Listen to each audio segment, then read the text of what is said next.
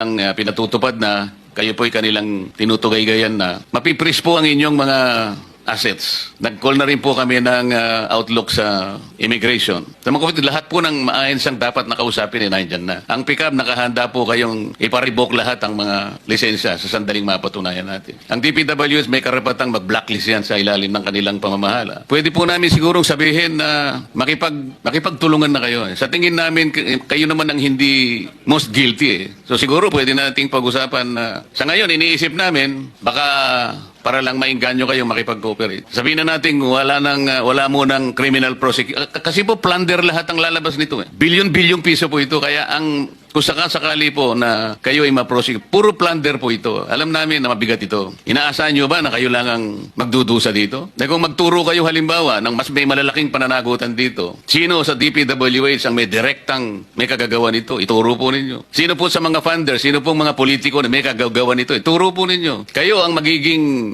liability nyo lang, siguro civil damages. Kung papayag kayo, you indemnify the government. Ibalik nyo yung pera na nawala. Patulong kayo sa mga insurance companies na nag-post ng mga bonds para hindi kayo masyadong masaktan. Kung matutukoy pa ninyo kung sino-sino yung mga yan sa tulong ng insurance commission. Ibig ko sabihin, para hindi kayo ang magigitin lang ng leeg. Magturo na kayo. Yan po yung gusto namin mangyari rin. Bagamat meron pong nagbigay na ng mga feelers, ngunit hindi namin alam kung paano namin kayo matutulungan.